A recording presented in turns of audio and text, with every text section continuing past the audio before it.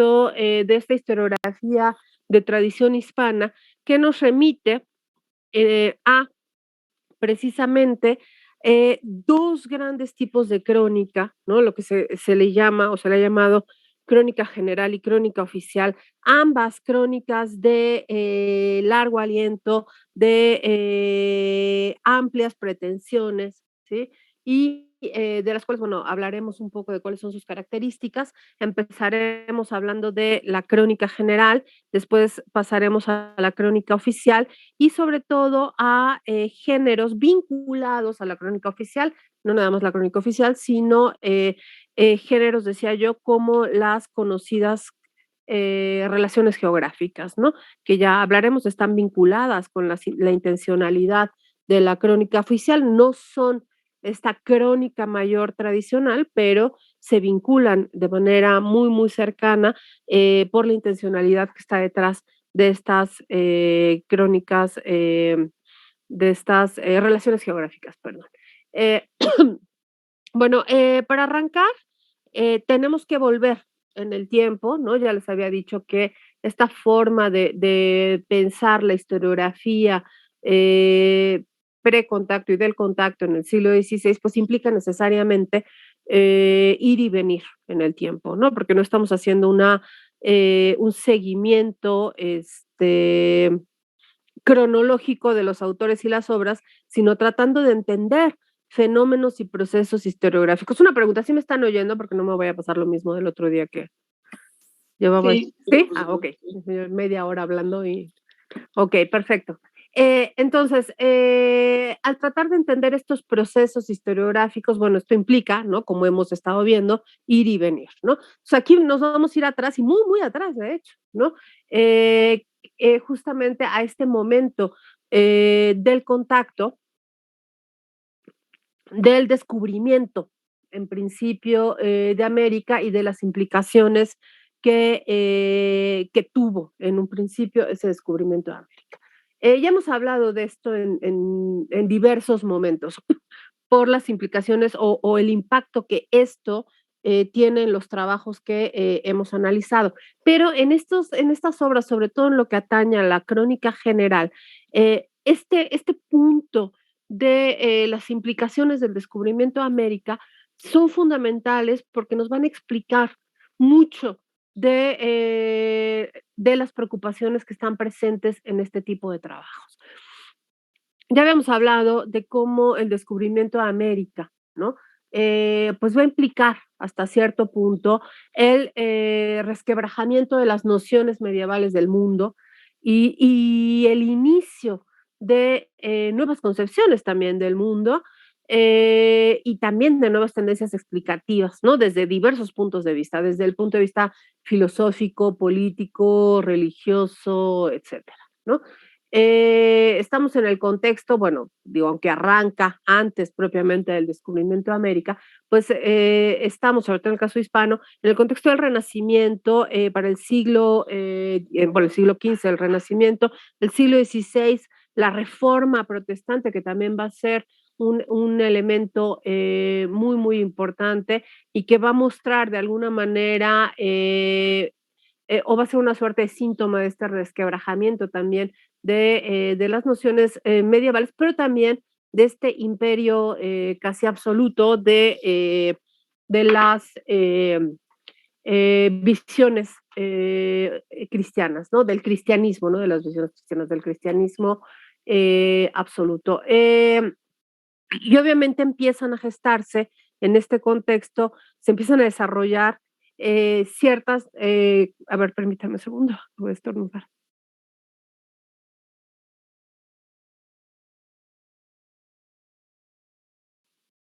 Perdón. Hablábamos de el inicio, que empiezan a gestarse ciertas, sobre todo, ¿cómo lo podríamos llamar? Sensibilidades, ¿no? Vinculadas al desarrollo incipiente, ¿no? Totalmente en este momento, de patriotismo, algunos lo llaman conciencia nacional, pero creo que habría que vincularlo más a un desarrollo de una identidad patriótica, ¿no? no solo en América, sino en general, bueno, o sea, en los pobladores en estos hispanos que se trasladan eventualmente en el siglo XVI a América, ¿no? Eh, Obviamente el interés, el descubrimiento propiamente de América, pues va a generar, ¿no? Un gran interés en Europa, ¿no? Interés por los descubrimientos y por las primeras aproximaciones, ¿no? Al conocimiento del continente, ¿no? Y tenemos ahí, por ejemplo, no solo estas cartas, ¿no? De Colón, por ejemplo, al rey, informando de los descubrimientos, todo lo que va encontrando en sus exploraciones, sino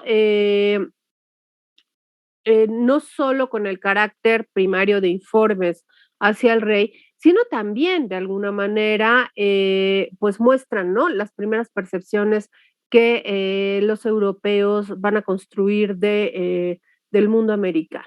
En este sentido, el interés trasciende simplemente el informe y bueno, pues se van a publicar muchísimos de estos trabajos porque la gente está ávida de saber qué está pasando, ¿no? Entonces, toda esta producción que se genera, se empieza a generar a partir del descubrimiento de América y que arranca precisamente con estos informes, cartas, ¿no? De Colón al rey o los trabajos incluso de Pedro Mártir de Angleria, es lo que Edmundo Gorman ha denominado el proceso de América, ¿no? Y que él desarrolló en un momento dado como esta noción de la invención de América. Noción, creo yo, a veces mal comprendida, porque se asume que la noción de invención de América implica una forma de explicar el proceso, una forma absoluta de explicar el proceso del descubrimiento de América y que otorga de alguna manera una posición totalmente pasiva al continente americano, ¿no? Como si el continente americano no hiciera nada y hubiera sido inventado por el mundo europeo.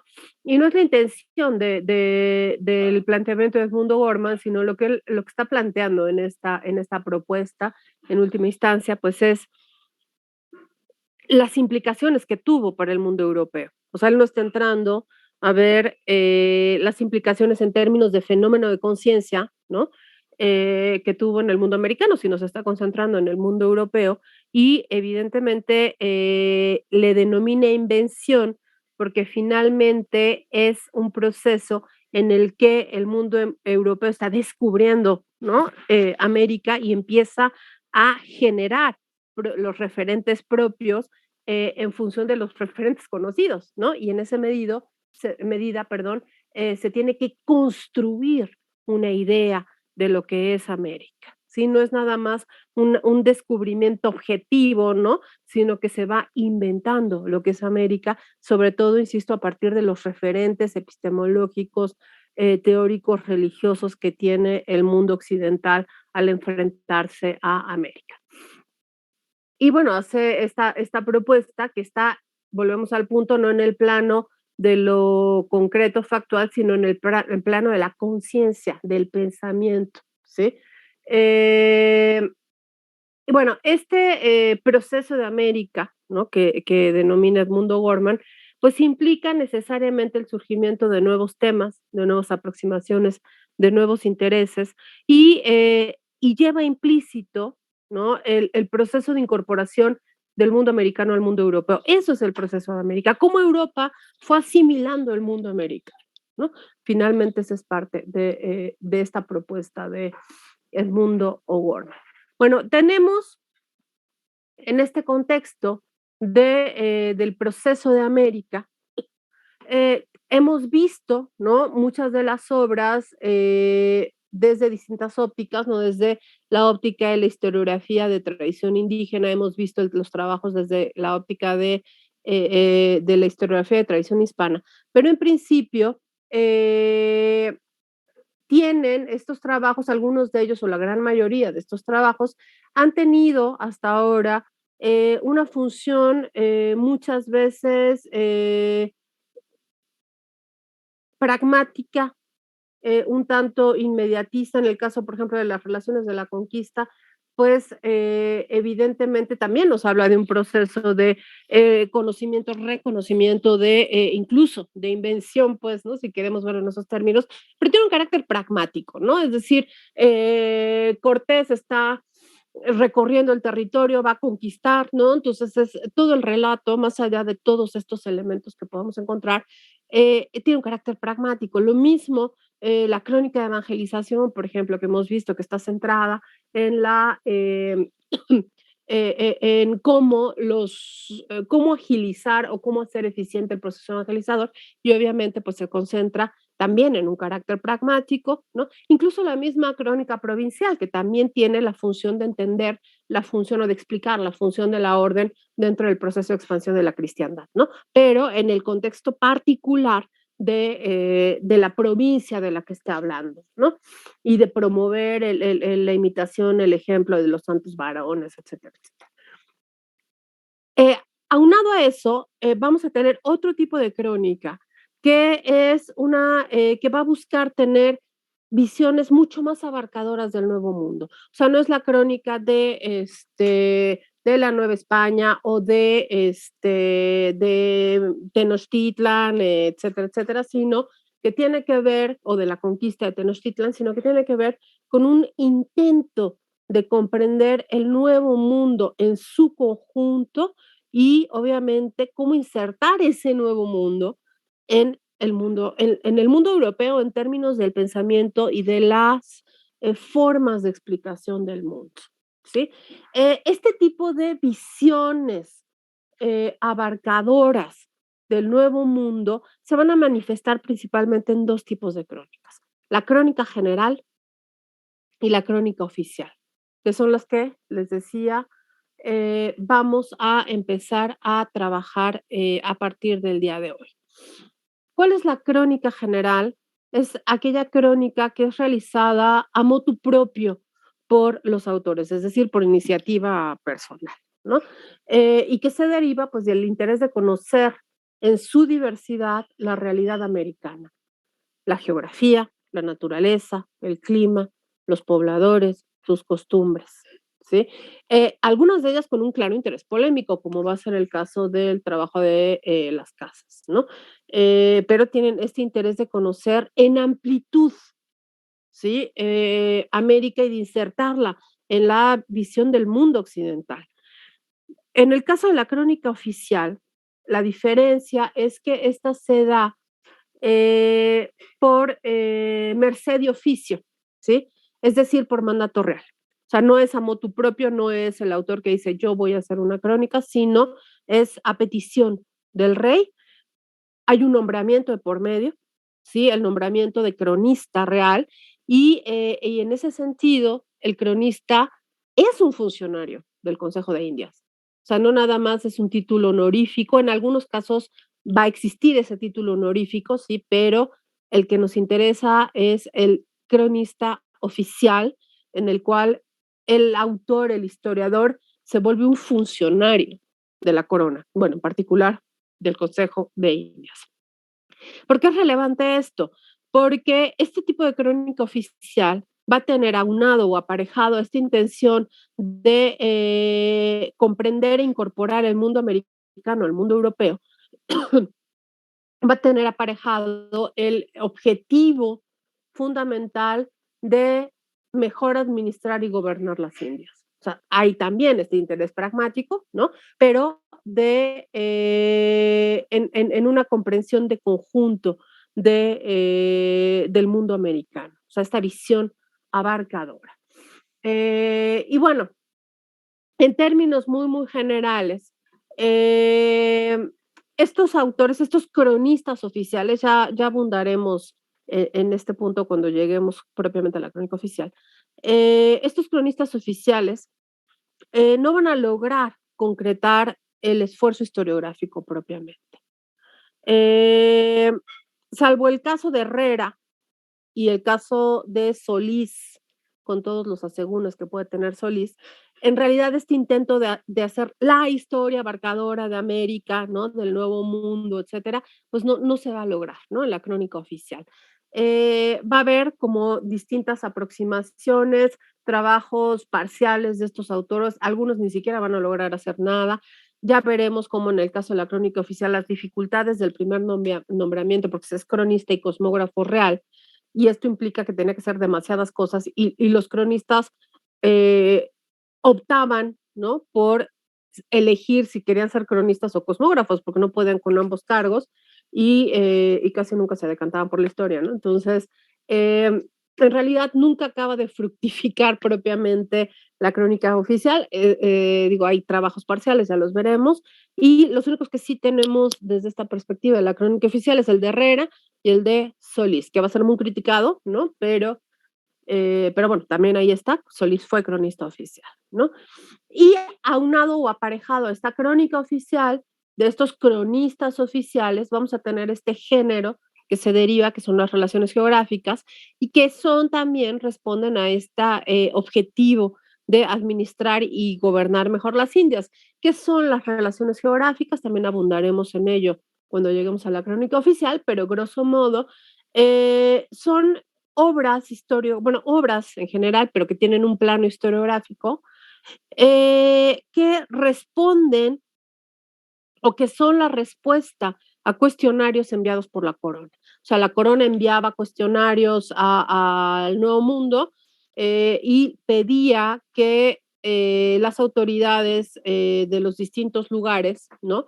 De las distintas regiones, distribuyeran o le asignaran estos cuestionarios a gente pues que conociera el lugar, que conociera la historia, conociera la geografía y que estas personas respondieran esas preguntas y el resultado van a ser estas relaciones geográficas que responden a una estructura previamente dada, que es la del cuestionario mismo que envía la corona, y que, bueno, van a ser trabajos súper interesantes porque eh, algunas de ellas van a incorporar incluso elementos que tienen que ver con la propia historiografía de tradición indígena, ¿no? Ya lo veremos en su momento, ¿no? Eh, pero bueno, responden de nuevo a esta intención de administrar y de gobernar las Indias. ¿Quiénes son estos autores de los que vamos a hablar? Bueno, Pedro Mártir de Anglería, en los cronistas generales, perdón, empecemos. Cronistas generales, los que escriben a motu propio eh, y que tienen intención de conocer la diversidad de la realidad americana, ¿no? Pedro Mártir de Anglería, Gonzalo Fernández de Oviedo, Francisco López de Gómara, Bartolomé de las Casas, José de Acosta. Hay más, pero son los principales que vamos a trabajar. Eh, en lo que se refiere a los cronistas mayores de Indias, perdón, eh, tendríamos a Juan López de Velasco el primero, Antonio de Herrera, Antonio de León Pinelo, Gil González Dávila, Antonio de Solís, y consideraremos dentro de los cronistas mayores, aunque aclararemos las particularidades, a Juan Bautista Muñoz, que ya es un autor, un historiador del siglo XVIII, ¿no? O sea, en el caso de los cronistas generales, nos estamos moviendo esencialmente todavía en el siglo XVI, la crónica general la vamos a ver esencialmente en el siglo XVI o principios del XVII, mientras que la crónica mayor de Indias o los cronistas oficiales, ¿no? Los vamos a tener en la segunda mitad del siglo XVI, siglo XVII y siglo XVIII. Y bueno, las relaciones geográficas que van a existir desde la segunda mitad del siglo XVI, va a haber distintos envíos de cuestionarios a lo largo de la presencia española en América, ¿no? Y se van a seguir elaborando estas crónicas a lo largo de la vida colonial. Entonces hablábamos de la crónica general, los autores, Pedro Mártir de Anglería, que es un autor, bueno, ahorita vamos a entrar a la particularidad, ¿no? El trabajo principal de Pedro Mártir de Anglería son las décadas del Nuevo Mundo, que empiezan a a construirse, a elaborarse desde 1493, o sea, casi al día siguiente del descubrimiento de América, ¿no? Y van a llegar hasta 1525 este trabajo de Mártir de Anglería. Gonzalo Fernández de Oviedo, su Historia General y Natural de las Indias y el Sumario de la Historia de las Indias. El caso de Francisco López de Gómara, su Historia de las Indias y Conquista de México. En el caso de Bartolomé de las Casas, la apologética historia sumaria, la historia de las Indias. Hay muchísimos trabajos de las Casas, ¿no? Muchísimos, muchísimos. Su tratado sobre la apologética y la historia de las Indias, y también la breve descripción de la destrucción de las Indias, que muchas de ellas se mueven en un contexto polémico, de polémica clara y debate con el Juan Ginés de Sepúlveda, en particular con el tratado sobre las justas causas de la guerra contra los indios, ¿no? De Ginés de Sepúlveda. En el caso de José de Acosta, pues la historia natural y moral de las Indias, ¿no? Todos estos trabajos, ustedes veremos poco a poco, pues son trabajos que se elaboran, se generan en este primer siglo, digo, el descubrimiento es en el siglo XV, pero ya el descubrimiento, más allá del descubrimiento, todo el periodo de la conquista, el desarrollo, de la exploración, etcétera, etcétera, y sobre todo en la parte continental, pues se dará a lo largo del siglo XVI, ¿no? Y se concentra ahí porque es el punto donde hay un problema de orden fundamental en el mundo occidental, ¿no? Que ya hemos hablado de él, lo que implicaba el decir, bueno, ¿y estos quiénes son? ¿De dónde salieron? ¿Y cómo se insertan en el mundo?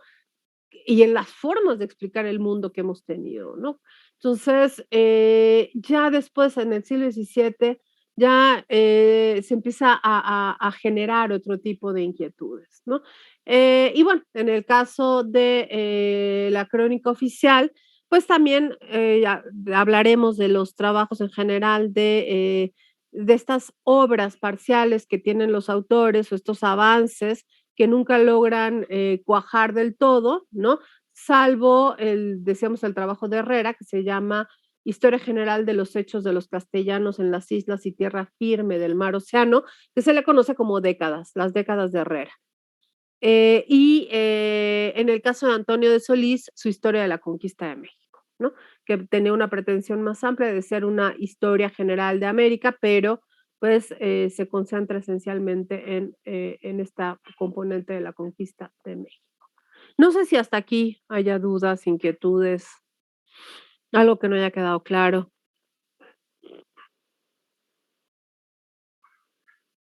Los nombres de los cronistas mayores. Los cronistas mayores son, bueno, los más importantes y un poco en secuencia, ¿no? Juan López de Velasco, Antonio de Herrera, Antonio de León Pinelo, Gil González Dávila, Antonio de Solís.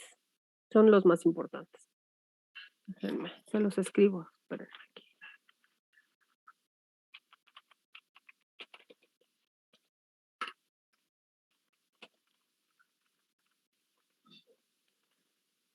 Se los pongo aquí por si en el chat.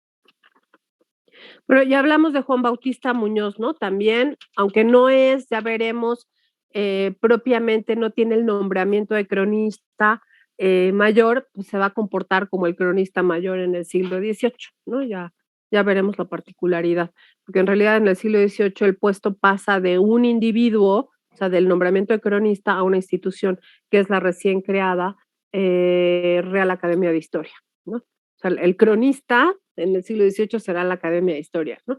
Pero obviamente Juan Bautista Muñoz está al frente de la academia y bueno, él es quien va a emprender este trabajo, ¿no? ¿Alguna otra duda? ¿Ninguna? Ok, perfecto. Bueno, entonces, si quieren, damos algunos elementos, pues muy generales, ¿no? De la crónica general. Arranquemos con la crónica general. Ya habíamos dicho que la crónica general pues surge casi a partir del momento del contacto, digo no inmediato, pero sí muy cercano, vamos esencialmente en 1493 y abarca pues hasta la segunda mitad del siglo XVI, que es cuando esta necesidad de explicación del sentido del nuevo mundo está latente en el mundo europeo. El origen de esta crónica, bueno, pues son esencialmente autores europeos, ¿no? Los que van a tratar de explicar este nuevo mundo. Y el tema es América o el nuevo mundo, en términos muy generales, ¿no? Una visión abarcadora, general, que no tiene el trabajo, por ejemplo, si pensamos de un Sagún, ¿no? O incluso el mismo Mendieta, que es un trabajo tan abarcador, o el propio Torquemada, ¿no? Se remiten a espacios particulares del mundo americano. En este caso, la crónica general tiene, insisto, esta intención de abarcar todo el nuevo mundo, porque es una comprensión de orden teológico incluso, ¿no? Del sentido de este nuevo mundo y de su inserción en el mundo occidental, ¿no? ¿Cuáles son las características generales de este tipo de crónica? Bueno, lo primero que hay que destacar es la intención.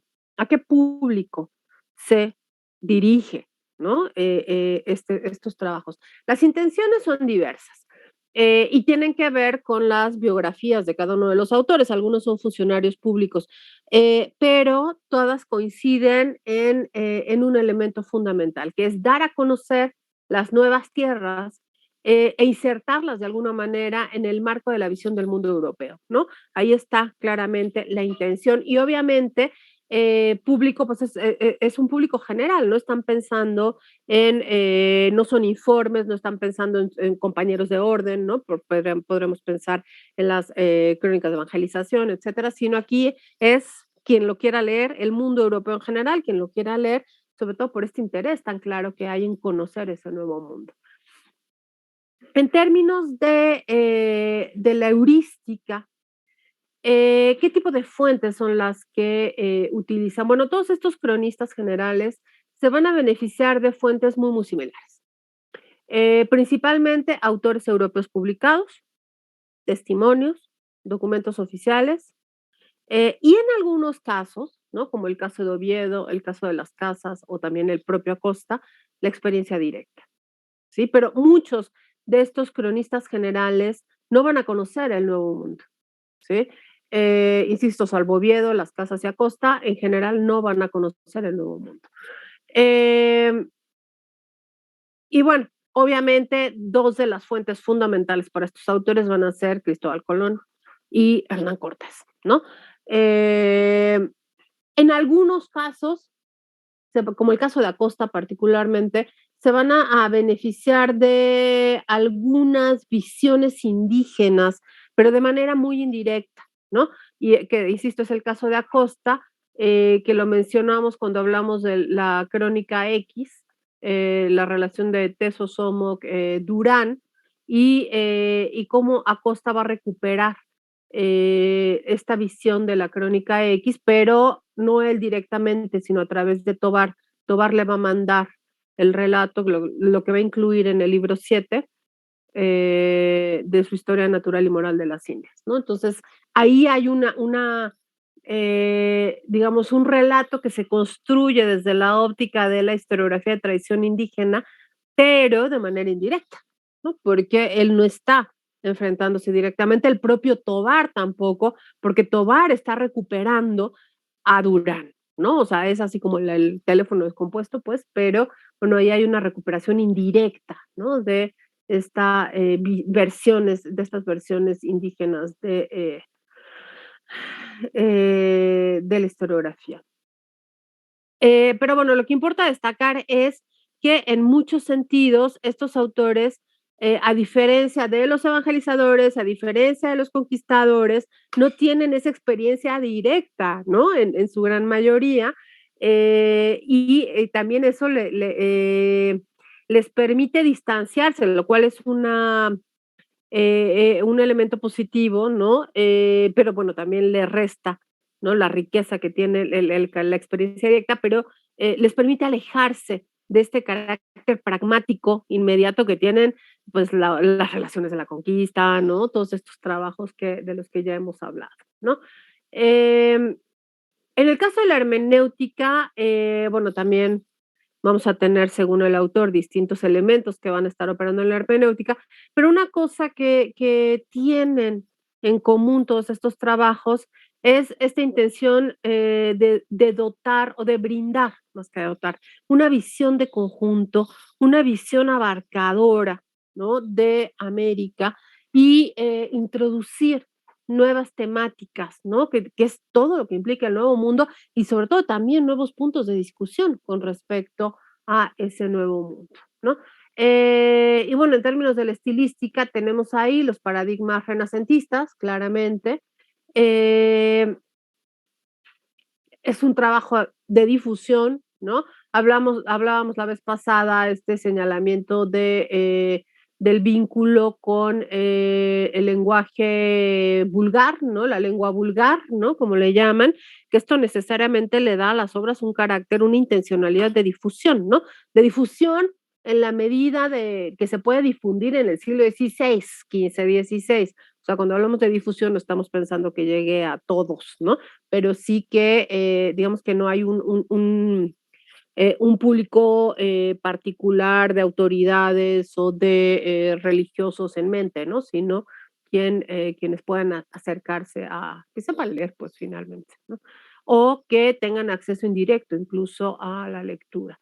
Y bueno, un estilo, una estilística que es muy cuidada, pero muy directa y eh, no rebuscada en términos generales, ¿no? Bueno, ¿de qué manera contrasta, ¿no? Con los trabajos que hemos venido analizando, ¿no? Bueno, ya señalamos que no tienen tan marcado el carácter instrumental estas crónicas oficiales, perdón, generales, ¿no?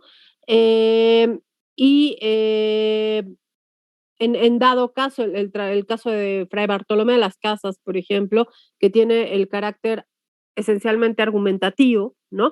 Pero no tiene este carácter tan instrumental como tienen las relaciones de la conquista, la crónica de evangelización o incluso la crónica provincial. Eh, hay otro de los elementos que contrasta con los trabajos que hemos analizado es esta visión, ese intento de dar una visión de conjunto, ¿no? A diferencia de la visión parcial o regional que vemos en los demás trabajos que hemos analizado. El tipo de fuentes también es un elemento importante, este carácter mucho más indirecto que tienen en general estos trabajos y bueno, las visiones sesgadas, ¿no? Que lo vamos a ver en cualquier trabajo, pero en el caso de estos autores, bueno, están sesgadas por sus propias intencionalidades. Por ejemplo, si vemos el caso de López de Gómara, pues se ha considerado tradicionalmente esta gran apología de Cortés, o sea que la construcción de la obra de Gómara tiene como sustento crear esta apología de Cortés, y en el caso de las casas, la apología de los indios con fines argumentativos en su discusión con Ginés de Sepúlveda, ¿no? Eh, pero a pesar de ello, ¿no? En algunos casos, esta distancia, ¿no? Permite aproximaciones a veces más críticas, tanto a las fuentes como a los actores mismos de los procesos, ¿no? Que era lo que señalábamos, no están, su desconocimiento del nuevo mundo les permite, o su falta de participación en ese nuevo mundo, les permite de alguna manera tener aproximaciones críticas, ¿no? Muchas veces. Eh, bueno, hasta aquí alguna duda sobre estas crónicas, las características de estas crónicas generales y el sentido. Y no sé si se logre percibir, pues, esta distancia que tienen con respecto a los trabajos que hemos venido abordando hasta ahora. No, sin ninguna duda, profesora. Bueno, okey. ¿Qué pasó? Viridiana, ¿querías decir algo? Sí.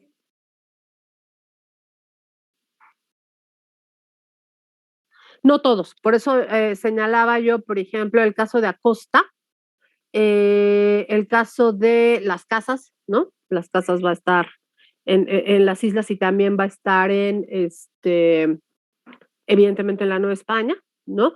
Pero en general son autores que o no conocieron América o la conocieron solo una parte. Algunos solo estuvieron en Nueva España, pero van a hablar de todo. Algunos solo estuvieron, por ejemplo, en Perú, ¿no? El caso de Acosta, por ejemplo, él va a estar en Perú, pero pero sí, en general son autores que no. López de Gómara, por ejemplo, no conoció el Nuevo Mundo, ¿no? Pero sí, en su mayoría no tienen esta visión de conjunto que es lo que tratan de dar, ¿no? De que tratan de construir o de explicar en sus obras. ¿Alguna otra duda, comentario? ¿No? Bueno, ¿quiénes son estos autores? ¿Qué hora es? Van a dar las 9. Bueno, vamos rapidísimo si quieren, los autores y después tratamos de concentrarnos en los textos que vamos a trabajar. Bueno, primero, Pedro Mártir de Anglería, los autores de la Crónica General. Pedro Mártir de Anglería, que es un autor que nace a mediados del siglo XV, o sea, así de temprano, ¿no? Y va a morir en 1526. Nunca viajó al Nuevo Mundo, Pedro Mártir de Anglería. Va a vivir una parte muy, muy importante de su vida en Roma. Eventualmente se va a desplazar a España a luchar contra los moros y a partir de su llegada a España va a empezar una muy, muy intensa correspondencia con personajes muy distinguidos de la época, ¿no? Que va a seguir pues a lo largo de su vida. Tras la caída de los musulmanes en 1492, Isabel la Católica lo va a llamar para que eduque a los jóvenes de su corte, ¿no? Y, o sea, va a ser un educador también. En 1493, Mártir de Anglería va a consignar por primera vez una carta, en una carta, perdón, al conde Juan Borromeo, el hecho del regreso de Colón de su primer viaje. O sea, es como la primera, ¿no? Mención que se hace en este sentido, ¿no? Y bueno, poco después, el asunto del descubrimiento de América, que todavía no hay conciencia de que es América en este momento, ¿no? Va a cautivar totalmente la atención de Mártir de Anglería y pues va a empezar a escribir sobre el asunto, ¿no? Es que a finales de 1494, más o menos, en una carta también al propio Borromeo, le va a decir que comenzó a escribir unos libros sobre, dice Mártir de Anglería, tan gran descubrimiento, ¿no? Bueno, su obra más conocida, De Orbe Novo, fue escrita en latín. Y recibe el nombre justamente de Décadas del Nuevo Mundo, ¿no? Y estas décadas del Nuevo Mundo van de 1493 a 1525. Las 8 décadas se van a publicar en 1830. Cada una de estas décadas consta de 10 libros. Y obviamente, pues ustedes ven, fue escrita en un periodo de más de 30 años, ¿no? Y tienen carácter epistolar y bueno, también obviamente siguen un orden cronológico, ¿no? Quizá, y aquí habría un debate, ¿no? Pero hay quienes dicen que, sobre todo en lo que concierne al proceso de América, hay quienes dicen que la primera década es la más interesante, ¿no? Sí, Daniel, ¿qué pasó?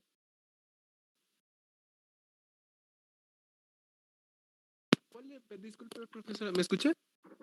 Sí, ¿qué pasó? ¿Cuál era el nombre de la obra, perdón? El nombre de la obra de Mártir de Anglería, De Orbe Novo en latín, déjenme. Y en español, bueno, en castellano recibe el nombre de Décadas del Nuevo Mundo. Gracias. De nada. Entonces estábamos hablando de cuál es la más interesante, ¿no? Decíamos, que bueno, según O'Gorman es la primera, ¿no? Porque claro, O'Gorman clavado en el asunto del proceso de América, y realmente sí es una de las décadas más interesantes. ¿Por qué? Porque justamente en ella se ve el proceso de confrontación, de primera confrontación con ese nuevo mundo y en ese sentido de construcción o invención de América, ¿no? Antes de que abiertamente se asuma que es un nuevo continente, ¿no? ¿Cuáles son las características primeras pues, de estas décadas, ¿no? Y que le dan un carácter muy, muy particular. Primero, su carácter epistolar, ¿no? O sea, que están escritas como cartas. Y dos, el larguísimo tiempo que estuvo escribiendo Martín de Anglería este trabajo, ¿no? Entonces, eso hace que, uno, la obra carezca de un plan previo. O sea, Mártir de Anglería va escribiendo, pues sí, mucho, un poco sobre la marcha, ¿no?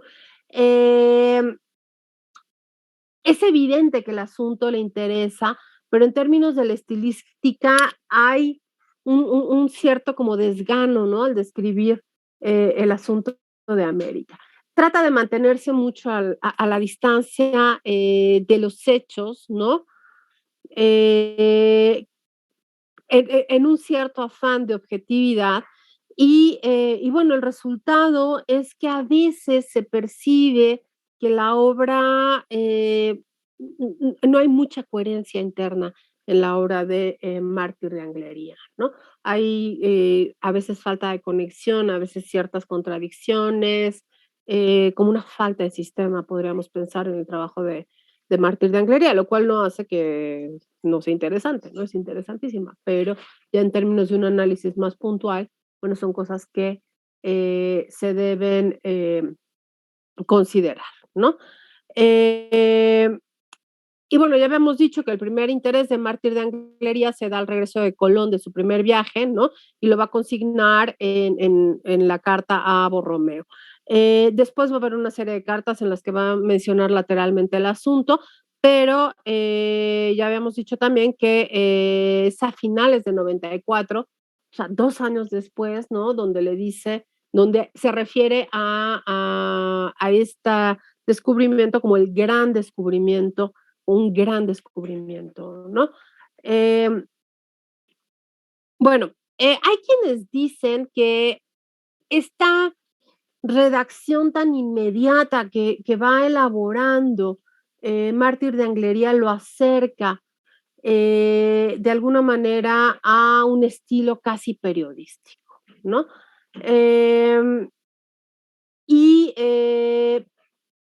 pues ahí habría que discutirlo, ¿no? Hay quienes consideran también que va mucho más allá de un estilo periodístico y se acerca de alguna manera a las formas pues más típicamente modernas de escribir el ensayo, ¿no? En ese momento, que es una suerte de híbrido entre el carácter epistolar y el libro, ¿no? Entonces, en ese sentido, que trascienda pues el carácter periodístico.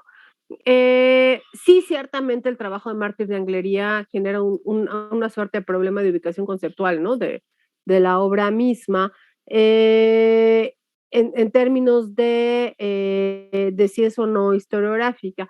Y podremos pensar que por su intención primaria es una obra de carácter historiográfica que responde a los cánones renacentistas, ¿no? Pero también el mismo arcaísmo del trabajo de Mártir de Anglería lo vincula mucho con pues esta corriente de los libros de viaje, ¿no? Aunque nunca estuvo en América, pero ciertas características que recuerdan, ¿no? Esta literatura de viajes.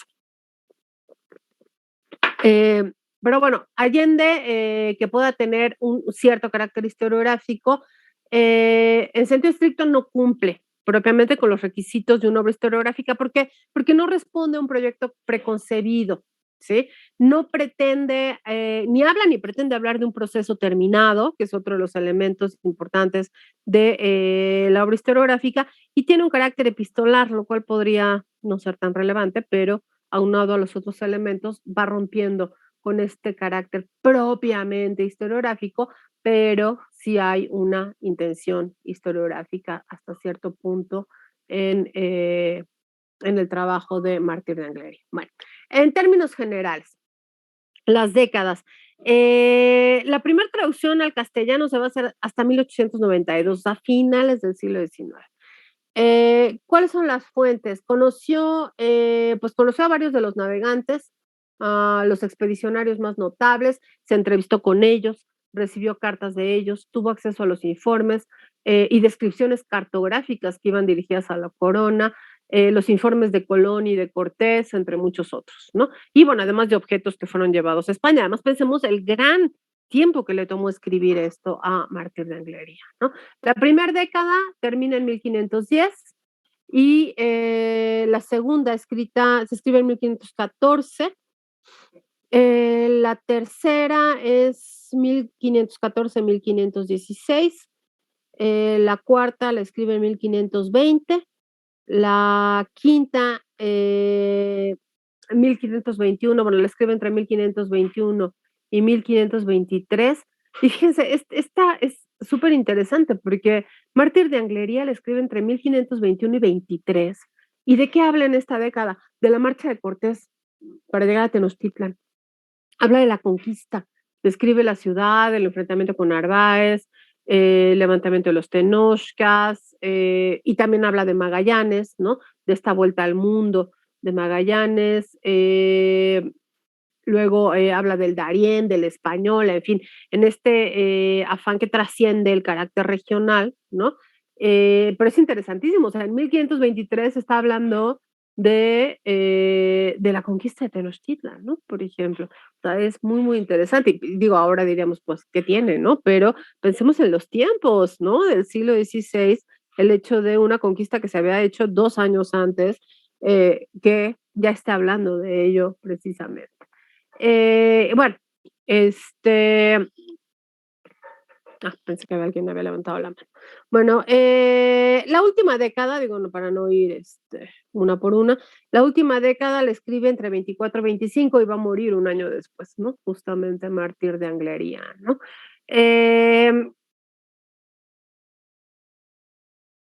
Bueno, no quiero extenderme mucho más porque si no, no vamos a tener tiempo. ¿Les parece si hablamos de otro de los autores de la Crónica General, que es Gonzalo Fernández de Oviedo? Gonzalo Fernández de Oviedo va a nacer en 1478, muere en 1557. ¿Cuál es la obra de Fernández de Oviedo? La historia general y natural de las Indias. Fernández de Oviedo es un escritor prolífico. Nos han llegado alrededor de 15 trabajos de Fernández de Oviedo, pero ahí digamos que su labor como escritor es muy amplia, ¿no? Desde cuestiones que tienen que ver con, que algunos autores lo llaman patrañas de caballería, ¿no? Hasta obras de mística, de doctrina, etcétera, ¿no? O sea, es como versátil en ese sentido. Pero también, bueno, va a tener trabajos de carácter cronístico, ¿no? De crónica, que son los que nos atañen de manera más directa. De hecho, O'Gorman a Fernández de Oviedo lo va a llamar el primer gran cronista de las Indias, ¿no? Y bueno, Fernández de Oviedo, desde muy pequeño, va a estar vinculado a la nobleza hispana, ¿no? Va a ser paje, ¿no? Del sobrino del rey Fernando, va a entrar después a la corte de Federico de Nápoles, va a ser autodidacta, y bueno, pues va a andar de aquí para allá, ¿no? Fernández de Oviedo, y hacia 1507 va a estar en Madrid, va a tener un puesto de escribano público, ¿no? Y eventualmente decide embarcarse para las Indias.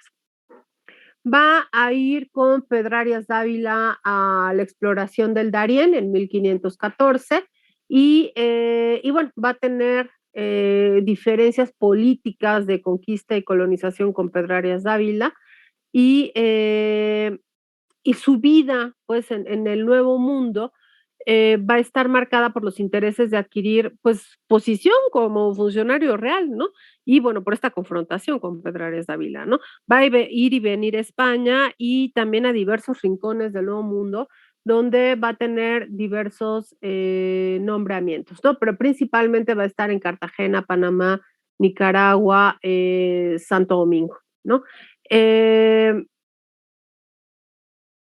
realidad, en el caso de Fernández de Oviedo, su iniciación en la crónica propiamente o su interés por América es un tanto tardía, ¿no? Es más o menos como los 40 años que va a hacer traducciones y publicaciones de algunas novelas de caballeresca, etcétera, etcétera, ¿no? Pero va en 1524, va a publicar un libro que se conoce como literatura moral, que se llama Respuesta a la epístola moral del almirante de Castilla. En 1525 escribe una obra que se llama Relación de lo sucedido en la prisión del rey Francisco. Y ya el primer trabajo, bueno, es este primer trabajo histórico del rey Francisco, y en 1526 va a publicar el Sumario de la Natural Historia de las Indias, que es una muestra de lo que será su historia, ¿no? Y aquí ya es la primera vez, en 1526, que va a mostrar un interés por las cuestiones americanas, ¿no? Este sumario de la natural historia de las Indias lo va a publicar dedicado a Carlos V, y en 1532 le va a valer el nombramiento de cronista oficial de Indias. Pero ojo, y esto es muy, muy importante, porque se considera que Fernández de Oviedo tuvo el nombramiento de cronista oficial de Indias, sí, pero fue un cargo honorífico, honorario, ¿sí? En realidad no, hasta antes de 1571 el nombramiento de cronista oficial era un cargo honorario, no era un funcionario del Consejo de Indias ni del rey, pues, ¿no? En ese sentido. Y bueno, en el sumario, pues, de alguna manera, es claro que Oviedo, pues, hay una escritura apresurada, pues, ¿no? No hay una claro recurso a fuentes, sino solamente a su memoria, ¿no? Hay quienes dicen que es un alarde mnemotécnico el sumario de Fernández de Oviedo, ¿no? Eh, Incluso Gorman es curioso, considera que este sumario es como una suerte de revelación intelectual, ¿no?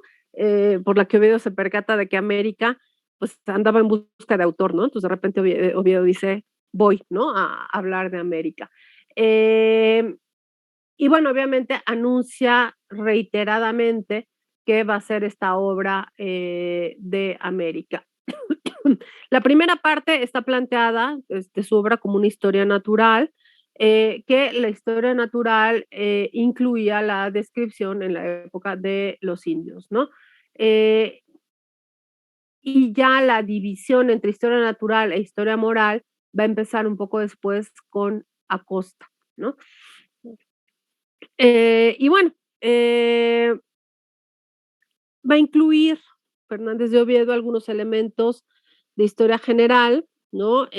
Como referencia, pero poco a poco los temas americanos van a ir jalando el interés del autor, y bueno, ya se nota, ¿no? En las siguientes partes de su obra que se ha desplazado el foco de interés, ¿no? Eh,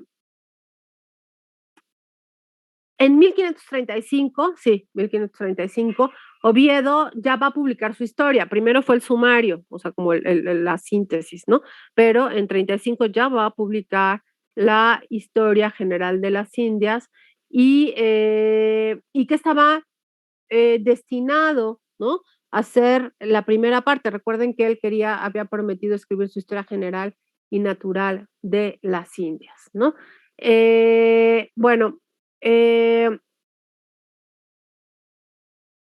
en el caso del sumario, esperen, déjenme ver si tengo aquí la descripción del sumario, espérenme.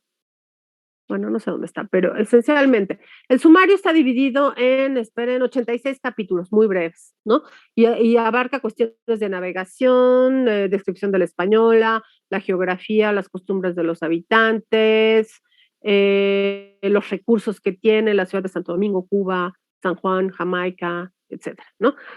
Bueno, sobre el continente habla del aspecto físico, las costumbres, la organización de los pueblos, la flora, la fauna, minerales, etcétera, etcétera. ¿no? En el caso de la historia general ya y natural de las Indias, que la empieza alrededor de 1520, bueno, no, la segunda parte, que era la parte de la historia natural, no la pudo publicar en principio por la oposición de Fray Bartolomé de las Casas, ¿no?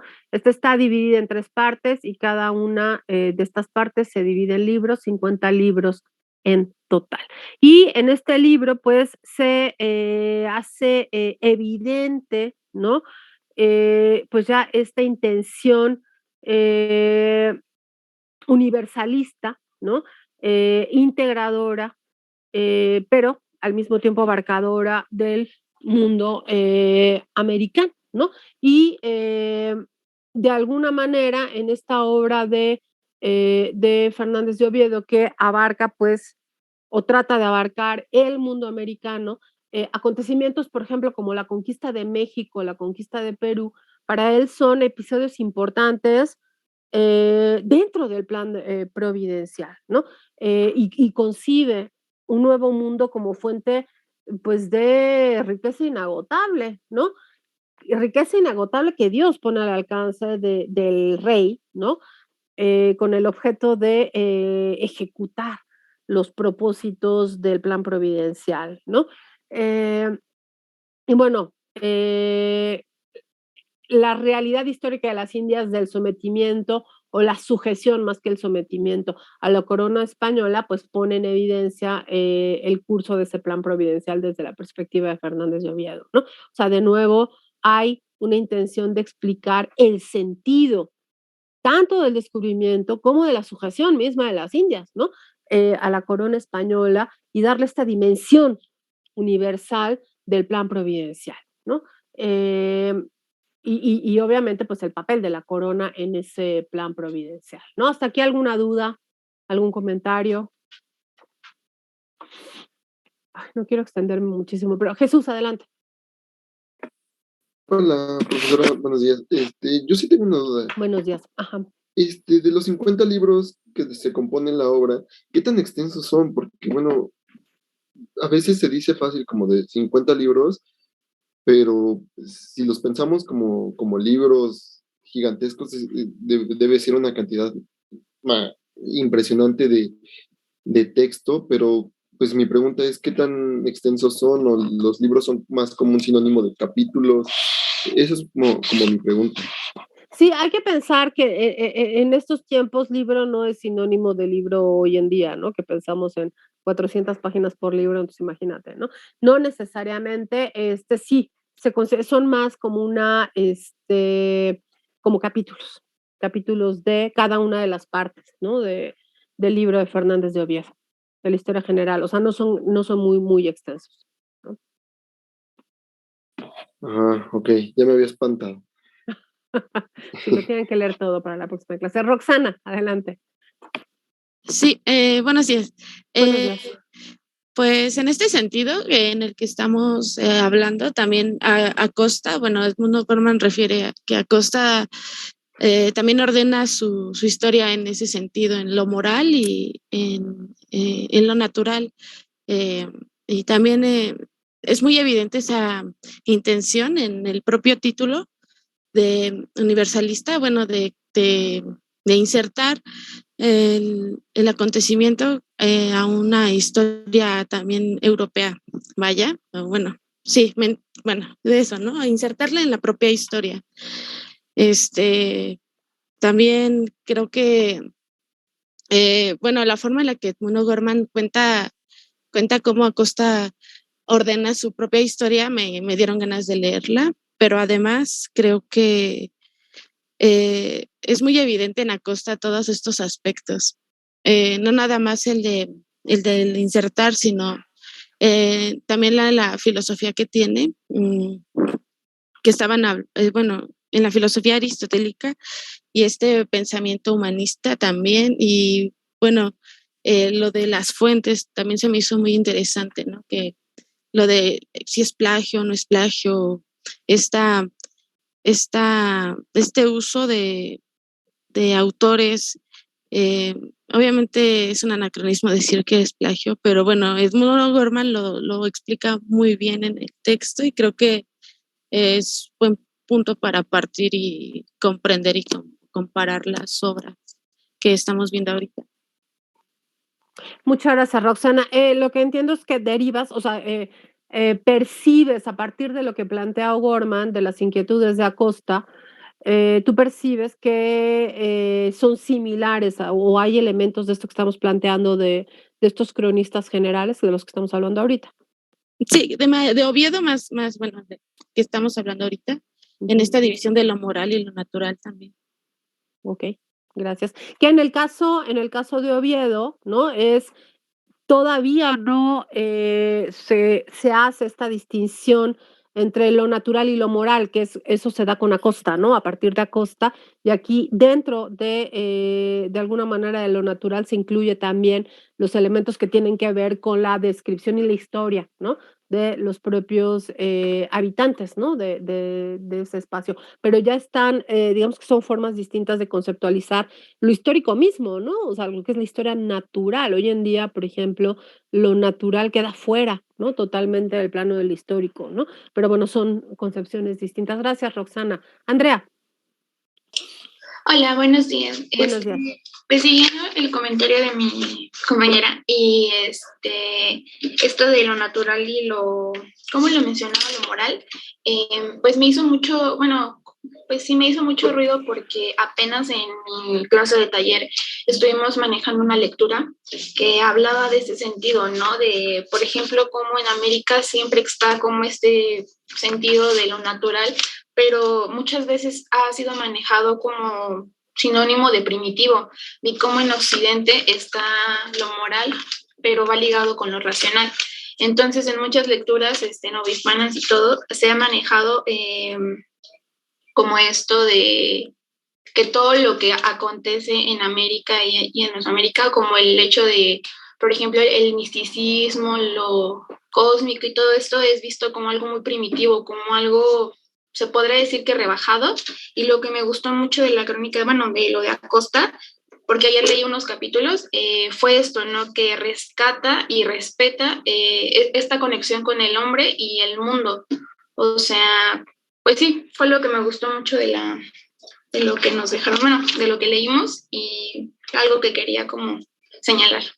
Andrea, ¿qué parte leíste de Acosta? Los primeros capítulos del 1 al 7. Ah, ok. Ok, perfecto. Muchas gracias, Andrea. Sí, ya ahorita iremos a hablar justamente me voy a apurar para que hablemos del texto de O'Gorman, ¿no? Me interesa mucho que empecemos a hablar de ello.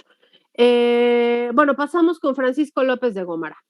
Francisco López de Gómara nunca viajó al Nuevo Mundo, tuvo toda una formación humanista, o sea, fue discípulo de uno de los grandes humanistas, Pedro de la Rúa, que a su vez fue discípulo de Luis Vives, ¿no? Entonces sí tiene esta carga, esta formación humanística y en ese sentido pues va a tener como parte de su formación la concepción historiográfica propia del humanismo, ¿no? Va a ser presbítero y en 1541 va a participar con Carlos V en la expedición para invadir Argel, ¿no? En esta expedición para invadir Argel también va a estar Cortés, Hernán Cortés, y tras la derrota española va a entrar al servicio de Cortés como capellán. Lo va a seguir de regreso a España y va a convivir con él hasta su muerte en 1547. El vínculo con Cortés le va a permitir a López de Gómara conocer de manera muy, muy directa bueno, obviamente la experiencia y la vivencia de Cortés, pero también a los diversos protagonistas pues de la empresa conquistadora, ¿no? Como el propio Andrés de Tapia. Y que junto con Cortés, Andrés de Tapia y Cortés, van a ser dos de los principales informantes de López de Gómara. Tras la muerte de Cortés, López de Gómara se va a Sevilla y ahí va pues entablar una comunicación muy, muy importante con gente que está interesada en las expediciones al Nuevo Mundo, entre ellos un cosmógrafo, el cosmógrafo real Pedro Mejía, quien pues le va a dar acceso a mapas, ¿no? Principalmente, y también va a estar en contacto con Gonzalo Fernández de Oviedo, que al parecer va a ser uno de los primeros lectores del manuscrito de López de Gómara. López de Gómara tiene varias obras, no todas vinculadas al interés americano, por ejemplo, una crónica de los Barbarrojas, los anales del emperador Carlos V, pero bueno, una obra fundamental, la obra fundamental de López de Gómara, pues la historia de las Indias y conquista de México. Esta obra se va a publicar a mediados del siglo XVI, entre 1552 y 1553, y va a tener una gran acogida esta obra, pero en 1553 va a ser prohibida por Real Cédula de Felipe II. En 1566 se reitera la prohibición, y esta segunda prohibición responde más bien. O sea, la primera tiene que ver, la primera prohibición, la del Real Cédula de 53, tiene mucho que ver con la imagen que se maneja de Cortés, ¿no? En la obra de López de Gómara. La segunda prohibición no tanto. La segunda prohibición tiene más que ver con la institucionalización del cargo de cronista, ¿no? Y que el encargo que se hace al cronista oficial de escribir la versión oficial de la conquista y la colonización, ¿no? Entonces, quizá tuviera más que ver con esto, esa segunda prohibición. Pero evidentemente la obra de López de Gómara se va a traducir a muchísimas lenguas, ¿no? Y bueno, obviamente se va a publicar fuera de España, en Flandes, en Amberes, ¿no? Cuando todavía está prohibida. López de Gómara muere en 1559. La historia de López de Gómara se organiza en dos apartados que pues parecen independientes, pero que López de Gómara concibió para que se complementaran, ¿no? La primera parte son 224 capítulos que pues arrancan desde las teorías de la antigüedad sobre el mundo, las exploraciones de Colón, los inicios de la colonización antillana, la descripción de las tierras, los habitantes, tanto del punto de vista natural como cultural. Después va a hablar del litoral del Atlántico, del norte, desde el norte hasta el sur, desde Labrador hasta el estrecho de Magallanes, vamos, y luego de sur a norte, ¿no? Por el lado del Pacífico. La segunda parte está dedicada a la conquista de México, ¿sí? Y son 252 capítulos.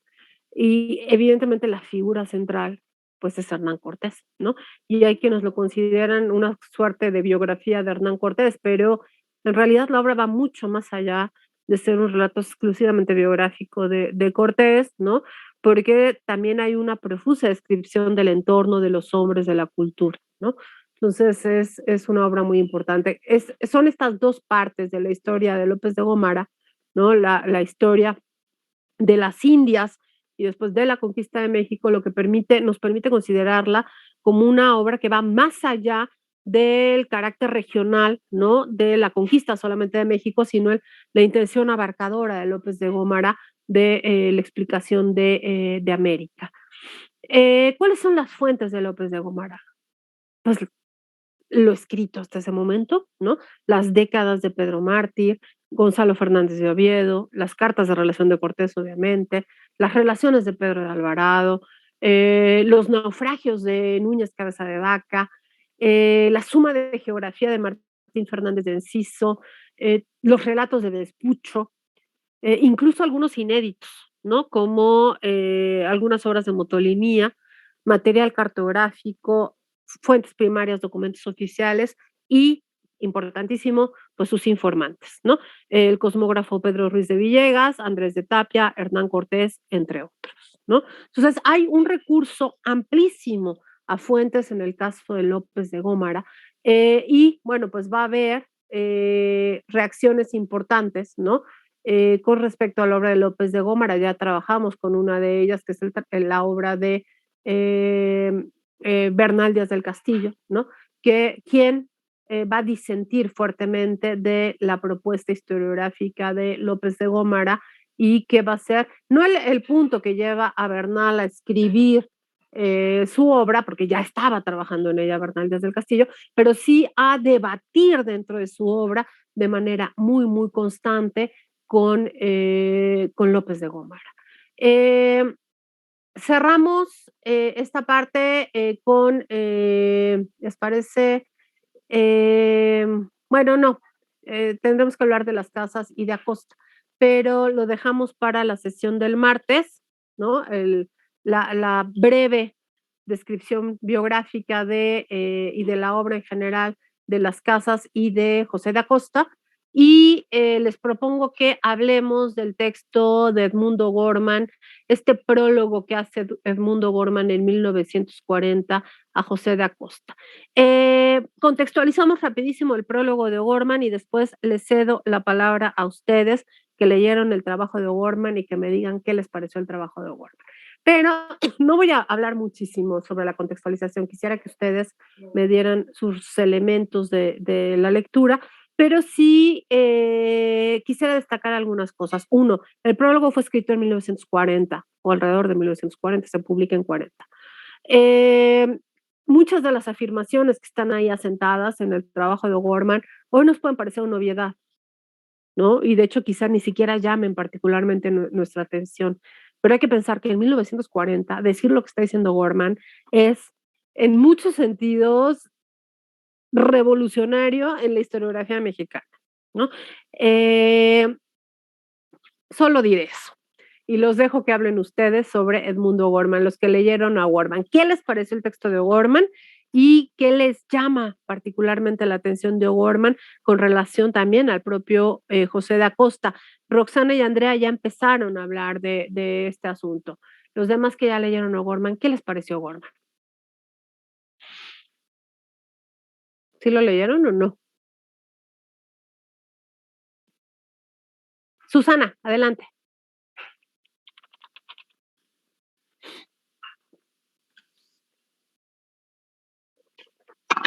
Sí, sí se escucha.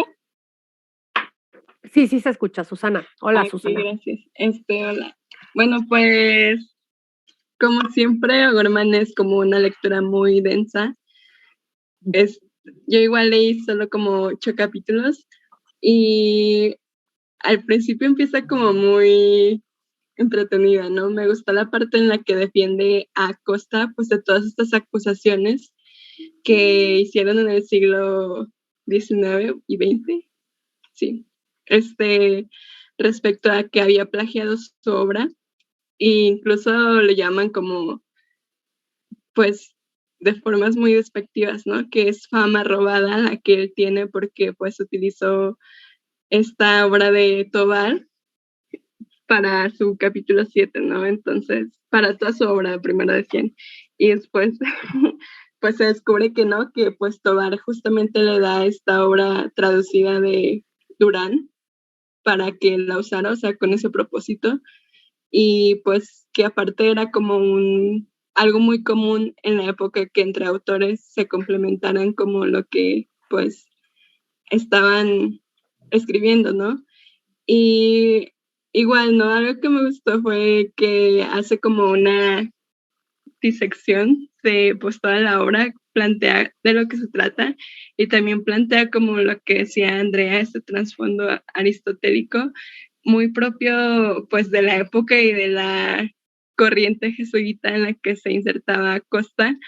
Y me llamó mucho la atención que O'Gorman lo clasificara como que la obra estaba escrita en grados de perfección, que iba desde lo menos perfecto, que era como, pues, tal vez, bueno, sí, como que iba de lo menos perfecto a lo más perfecto, desde las metales y los minerales hasta las plantas, que eran como animales que se quedaban quietos, y luego los animales, y luego lo humano, y luego ya después como estos conceptos del mundo de las ideas aristotélico, ¿no? Y los, pues, costumbres o cosas que podríamos decir como culturales.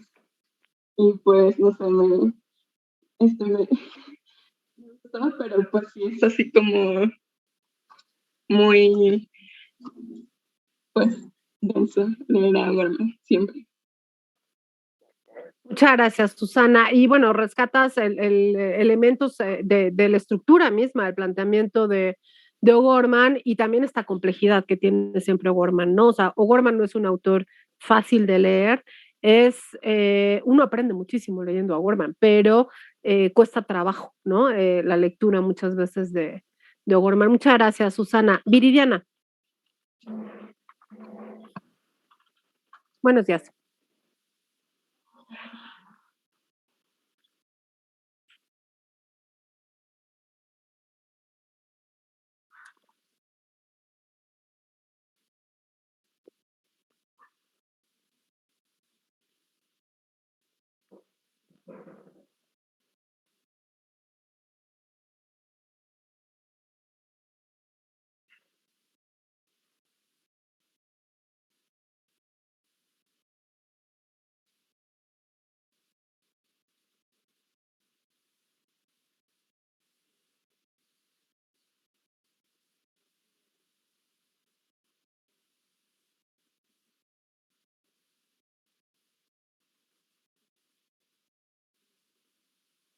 ¿Eso es lo que más te gustó del texto? Ah, ok.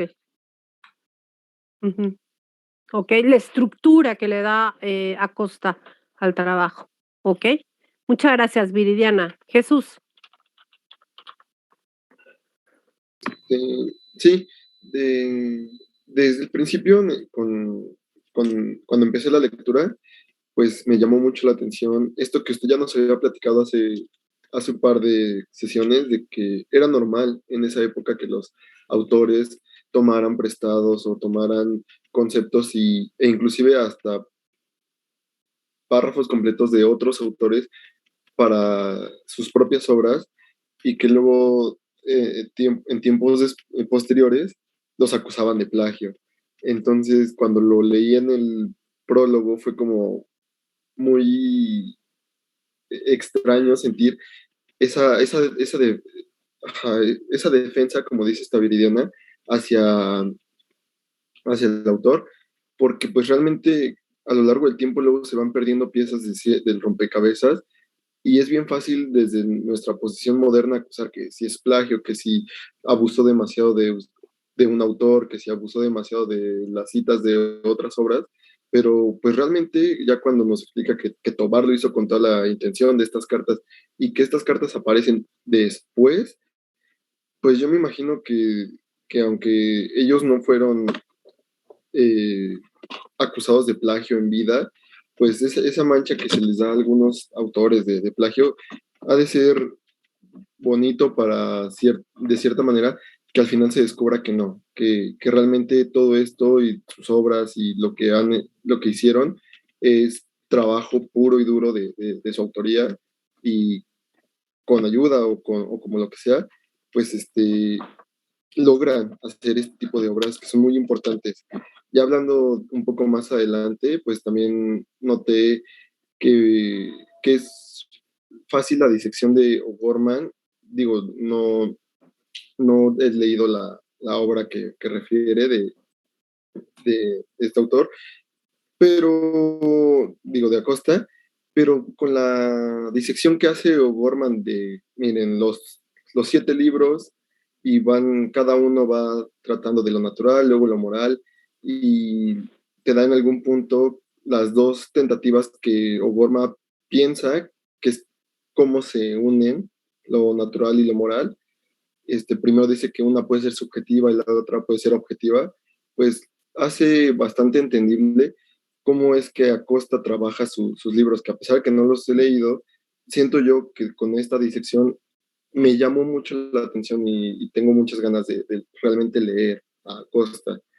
Y, y usted mencionó que es difícil leer a O'Gorman, no sé si en esta ocasión, por lo mismo de que habla de un texto que no es precisamente de su autoría, que más bien refiere a otro, no lo sentí tan complejo como en otras ocasiones y me gustó mucho.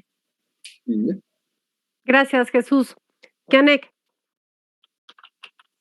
A mí también me gustó mucho Gorman. Bueno, me costó trabajo.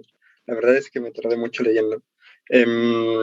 Pero se me hizo muy interesante la forma en la que pone o en la que plantea las perspectivas a través de las cuales percibimos una obra historiográfica y cómo la misma obra historiográfica va cambiando su utilidad para los historiadores dependiendo de la perspectiva que ellos tomen, ¿no? Cuando menciona a Iscalvaceta y a Alfredo Chavero y todos estos historiadores del siglo XIX que veían a Costa como una fuente de menor valor porque no era una fuente primaria o porque lo consideraban un plagiario, y O'Gorman les reclama, ¿no? Como,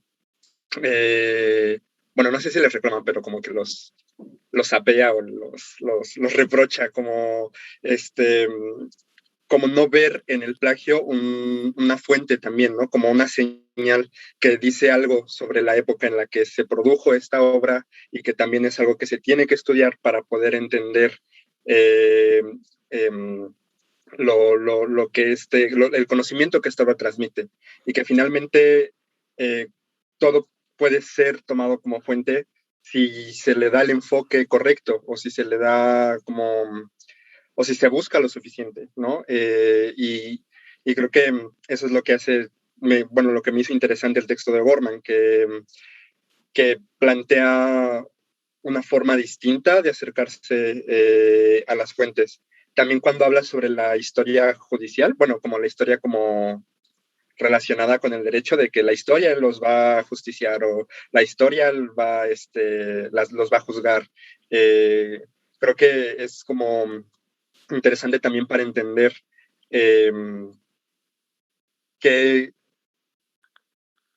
de cómo utilizaban la historia las personas que estuvieron antes de él, especialmente en el caso mexicano, ¿no? Porque siendo que en las clases de historiografía siempre vemos como el caso europeo, las clases de historiografía en general siempre vemos como el caso europeo, pero O'Gorman nos enseña cómo era en el caso mexicano.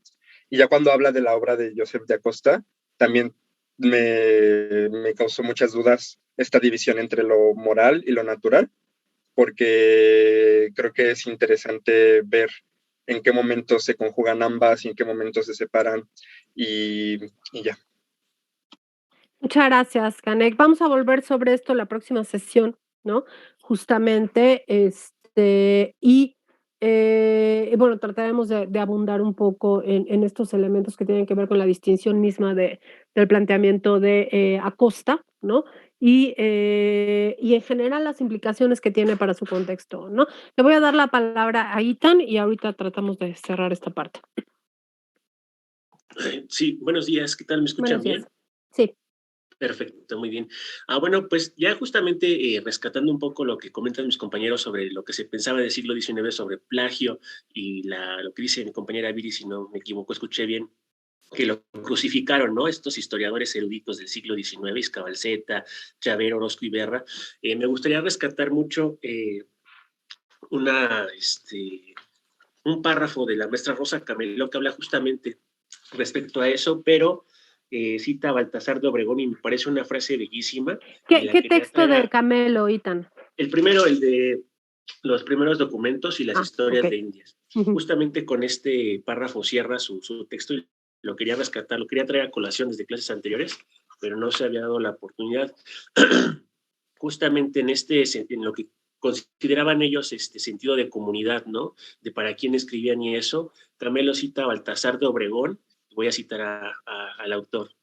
Aunque hurtando el oficio y natural ejercicio de la abeja, que recogiendo la sustancia de muchas y diferentes flores, las junta y convierte en dulce miel, a este ejemplo no debo de ser culpado de lo que pareciera haber tomado de otras historias. Entonces me parece una frase bellísima y de cómo estos autores del siglo XVI construían sus historias, ¿no?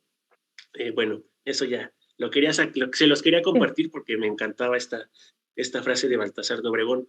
Ahora, respecto al trabajo de O'Gorman, pues, para empezar, a mí me encanta Acosta, ¿no? Me siento ciertamente identificado con Acosta, ¿no? Esta dualidad que tiene entre historiador y también hombre de ciencia o protocientífico, podríamos decirlo. ya me había acercado a Acosta antes, había leído algunas cosas del libro primero y segundo, que es el que trata de las temas naturales de América. Concuerdo mucho con O'Gorman, es ciertamente un trabajo de racionalismo prematuro, ¿no? Lo llama el otro autor, ¿cómo se llama? Perdón, Enrique Delgado López, en su biografía que hace de Acosta, lo llama un trabajo de racionalismo prematuro, y justamente creo que sí estamos viendo en Acosta esta transición entre la escolástica y el racionalismo que vamos a ver en las lecturas después.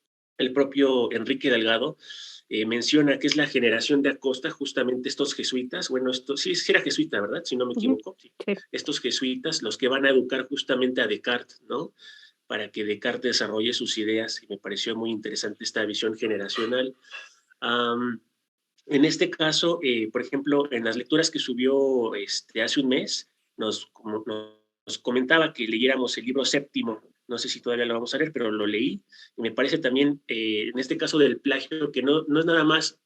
Yo al leer el libro séptimo no siento que Acosta copiara y pegara, ¿no? Como lo llamamos ahora vulgarmente los textos que le ofreció Tobar. Más bien sí veo cierta adaptación al famoso Códice Ramírez, ¿no? Que es en el que se basa, sobre todo en las ideas pues muy interesantes, ¿no? Estas propuestas sobre el origen del hombre en América, ¿no? Y me parece interesantísimo cómo en muchos campos va a sugerir hipótesis, propuestas, que se va a adelantar muchísimo a su comprobación, ¿no? Por ejemplo, O'Gorman menciona el caso del estrecho de Bering, desmiente a Aristóteles con Atlántida, se pone a discutir sobre la zona tórrida, la búsqueda del equinoccial,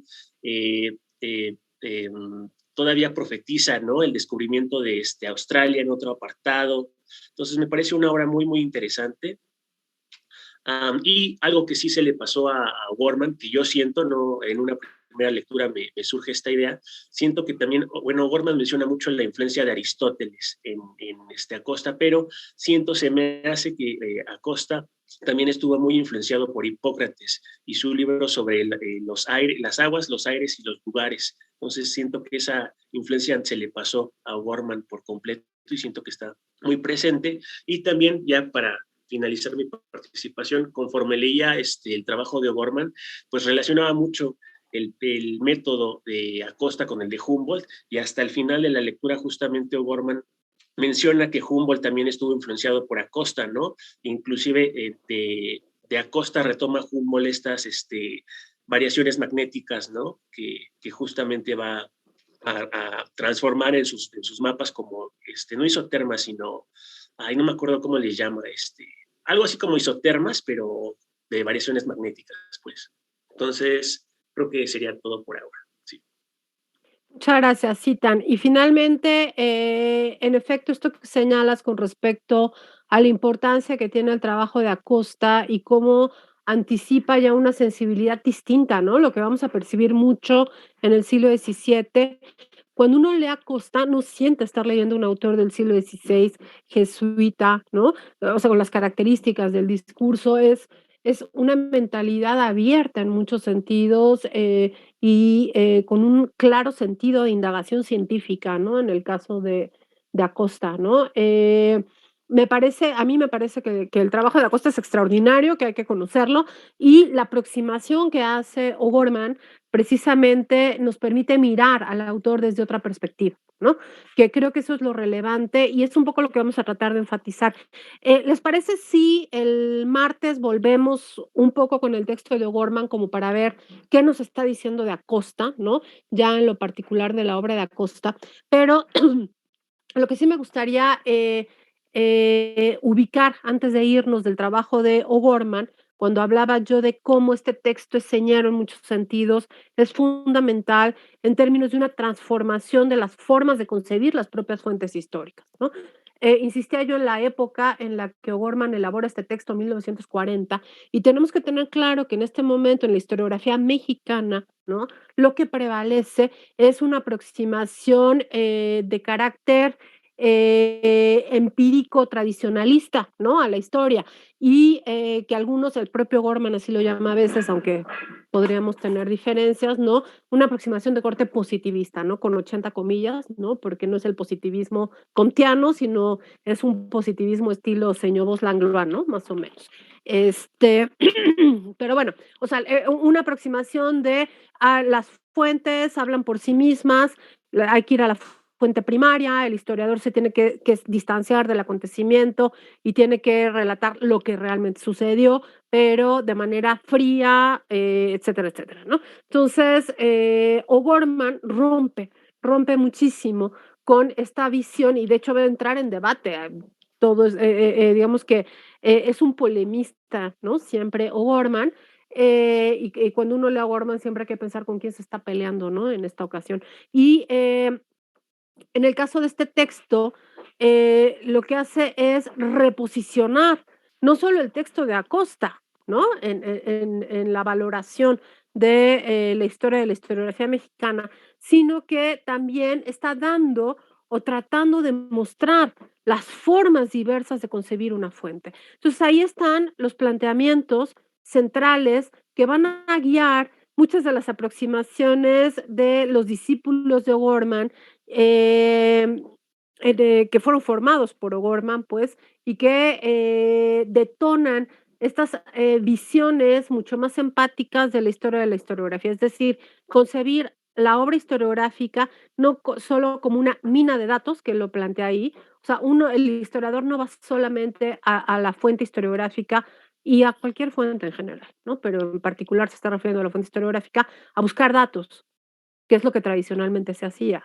¿no? Sino la fuente misma nos da mucho más que datos sobre la historia, nos habla de quién está escribiendo esa historia, de cuáles son sus inquietudes, cuáles son las preguntas que busca resolver y nos habla de su propia historicidad, que esa es una de las cosas importantísimas, entender que la historiografía es histórica ella misma, que no siempre se han tenido las mismas concepciones de la historia y que entender la obra de una Acosta, por ejemplo, implica no nada más ir a sacar el dato de cuándo se fundó Tenochtitlan, sino, ¿no?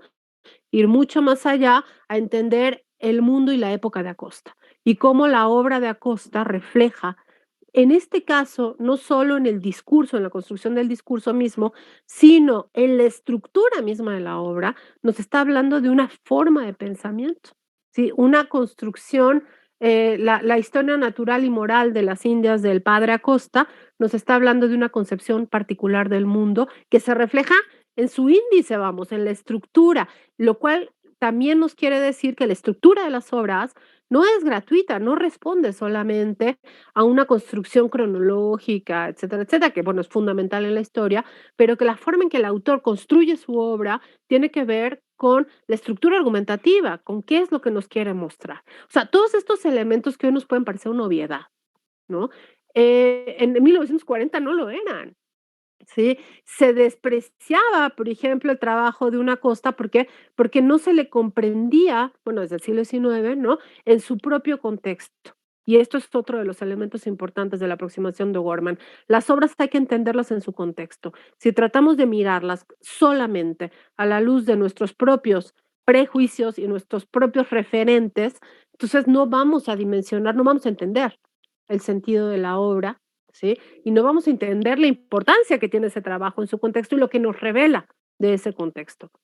¿Sí? Entonces simplemente anulamos la obra y nos cerramos la posibilidad de entender un contexto que está generando esa obra, ¿no? Entonces esto es muy, muy importante también de la propuesta de Acosta perdón, de O'Gorman, ¿no? Y la idea, que esta es una idea muy, muy importante, que quienes nos dedicamos a la historia de la historiografía, ¿no? Y al análisis historiográfico, siempre tenemos que tener muy presente, que es, y que la maestra Camelo siempre iba sobre ese punto, ¿no?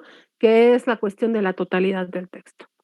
O sea, yo no puedo hacer afirmaciones sobre un texto desde una aproximación fragmentaria. O sea, si yo leo el libro 7 nada más de Acosta y en función de leer el libro 7 quiero valorar el todo, estoy cometiendo un error de base, ¿no? ¿Por qué? Porque yo tengo que entender no solo el libro 7 y lo que dice el libro 7, sino qué función tiene ese libro 7 en la propuesta general del autor, en la propuesta de su obra.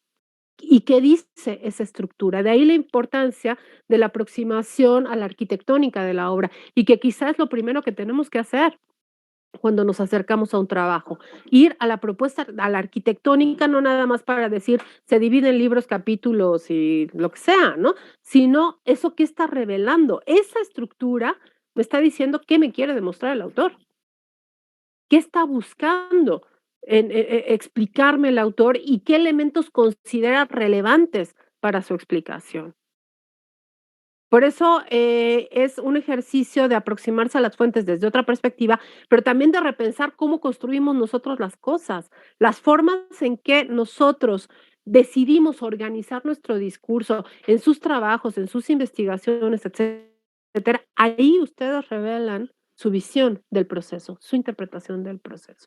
Y hay que tenerlo muy, muy presente siempre, ¿sí? En términos de su propia construcción de discursos históricos. Por eso es muy importante, a veces puede parecer un trabajo ocioso, pero es importantísimo. Nosotros pues no vamos a leer Acosta completo, ¿no? Vamos a leer solo el libro 7, pero tenemos que tener muy claro cómo ese libro 7 se inserta en la totalidad del texto. ¿Sí? ¿Qué función tiene? ¿Por qué decidió Acosta que tenía que hablar de ese tema? ¿Y por qué está en el libro 7 y no en el libro 1, por ejemplo? O en el libro 5, ¿no? Eso hay que tener, ubicarlo muy claro. Y la manera de hacerlo, la manera de hacerlo es leer todo el trabajo, ¿verdad? Pero digamos que una forma de entrar a la comprensión o un intento de comprensión de la obra es conocer los índices. Los índices nos revelan muchísimo de las obras, incluso cosas que no están ahí explícitas. ¿Sí? Nos permiten formular hipótesis sobre las obras y tratar de tener una comprensión global de la obra y del trabajo. Por eso, lo primero que vamos a hacer es trabajar con los índices, ¿sí? Ya los tienen ahí en el Classroom, el índice de Acosta y tienen el índice de la apologética de las casas, ¿sí? Entonces, lo que hay que hacer es ir a los índices, analizar los índices, cuáles son los temas, cómo organiza su discurso el autor. Es una división por libros, capítulos, bueno, eso hay que tenerlo, no son tantos libros, tantos capítulos, eso hay que saberlo, pero también qué temáticas son las que está abordando, de qué manera las aborda, en qué orden, qué me revela también ese texto del autor y de la intención del autor, qué tipo de fuentes pudo haber utilizado para la construcción de lo que está construyendo, ¿no? O sea, las preguntas que atañen al plano de la heurística, la hermenéutica y la estilística, yo puedo a partir del análisis del índice ver muchas de estas cosas, ¿no? Y también construir hipótesis que verificaré en el momento ya de leer el texto propiamente, pero además, un elemento muy importante, entender cuál es la intención del autor, ¿no? En términos de la globalidad del trabajo y de la obra. Sí, y este texto de Acosta, de O'Gorman sobre Acosta, es fundamental por eso, porque lo que nos permite es entender, o sea, las aproximaciones fragmentarias al trabajo de Acosta lo que habían llevado es a descartar el trabajo y decir Acosta no sirve, ¿no? Pero en el momento en el que tú ves la dimensión de la obra en lo general, el sentido de la obra en lo general, lo que trata de mostrar el autor, e insertas esa obra en su propio contexto y lo que significa en su propio contexto y los parámetros mismos de elaboración historiográfica en su propio contexto, no en el del 19 ni en el del 20, sino el del propio Acosta, ¿no? Tu comprensión de la obra es otra. Y lo que te revela de la época es absolutamente otra. Entonces es muy, muy importante. Todo eso, que bueno, en esta clase ha sido el principio que nos rige desde el día 1, ¿no? Bueno, eso en 1940, o sea, es una revolución en términos del planteamiento historiográfico. Y muchos autores van incluso a debatir con O'Gorman en este sentido. Yo ya les había contado la anécdota, ¿no? De O'Gorman, de cómo separaban varios profesores vacas sagradas, ¿no? De la Facultad de Filosofía y Letras afuera del salón de O'Gorman y le decían a los alumnos que no entraban a la clase de O'Gorman porque eso no era historia, ¿no? Entonces, bueno, todavía en los 50, en los 60 todavía vemos estas actitudes que son, pues, parte de una visión de la historia mucho más empirista y tradicionalista, ¿no? Justamente.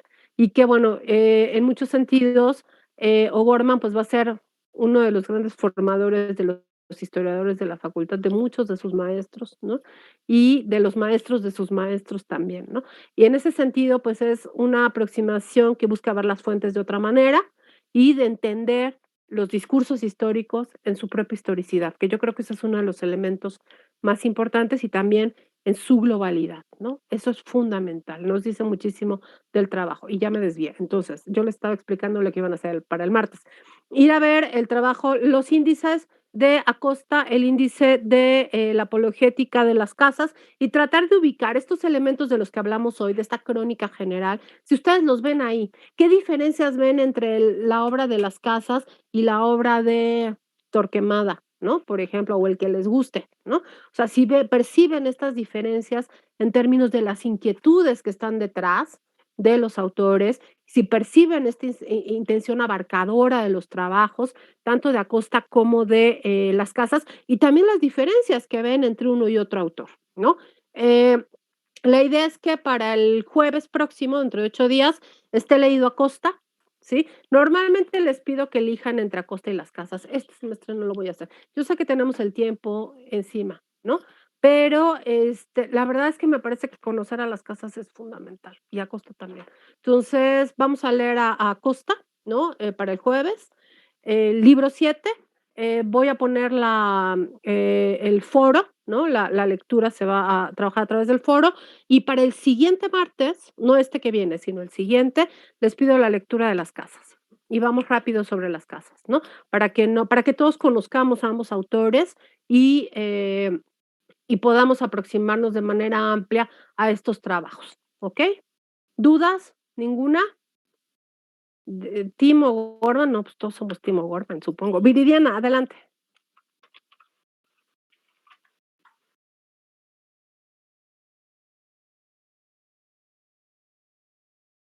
Exacto.